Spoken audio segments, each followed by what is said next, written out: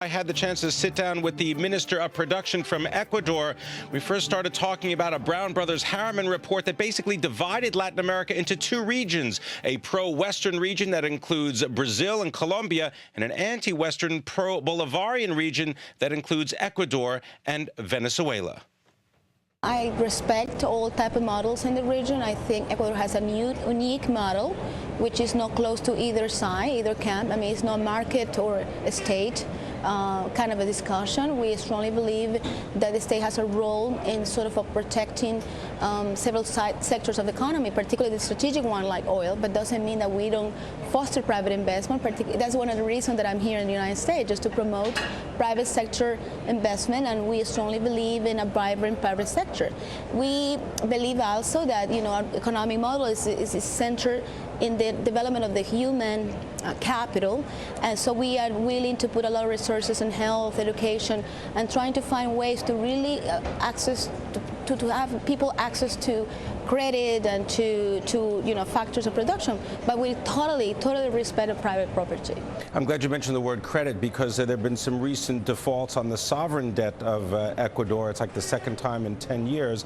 What's the status of sovereign debt in Ecuador, and what's the government's position? I think we reached almost a fully negotiation with most parties. There's very few left bonds in the market.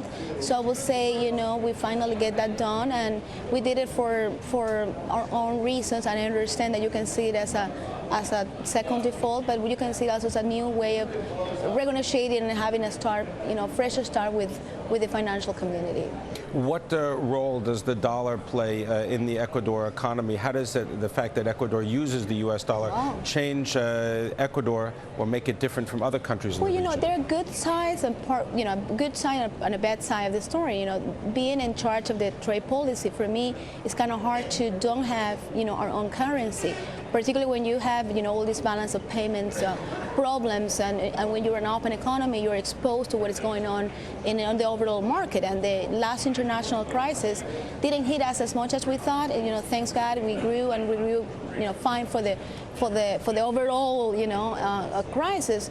But of course, in that sense, you know, it has been led in with very few policy tools, but we have, you know, come up with creative ways under the WTO rules to safeguard our balance of payment. On the other hand, you know, having a currency like that, you know, that is not connected to the political ups and downs is good for planning for businessmen, and for several reasons, Ecuadorians have confirmed their desire to keep the currency, the dollar as a currency, and we as a government has been working really hard to keep it that way. Are there specific areas of the economy that you would like to see more foreign direct investment? Oh yes, definitely. You know, we're so covered by the oil, you know, and in the economy. I mean, you will see us usually as an oil country or as a mining country. You don't see the rest too much. And if you see the non-oil economy, the performance of the non-oil GDP for the last 10 years, we have been growing at a rate of above 6%, sometimes reaching peaks of 8, 9, or 10%.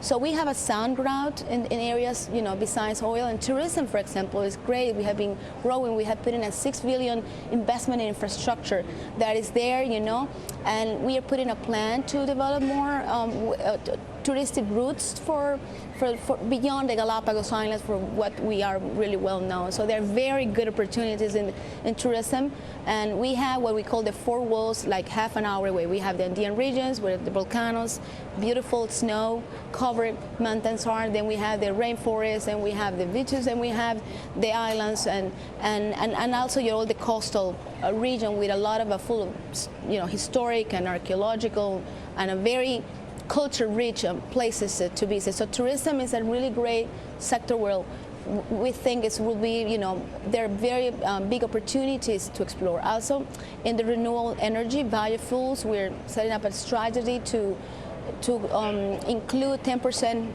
ethanol in our gas. We start with a pilot there, and most of the countries in South America have a deficit in the production of ethanol. Brazil does it for its own, you know, purposes. Colombia the same, and we are doing with sugarcane. But there's an enormous opportunity field there, not only in our internal market, which is not that big, but also for the whole region. So I would say renewables is a very interesting sector also to explore in Ecuador, and we have been doing really good, even in the crisis, with all the food industry. You know, we have a really sophisticated niche market with really good products. You know, our bananas, our shrimp, you know, our tuna, it's, you know, among the best in the world.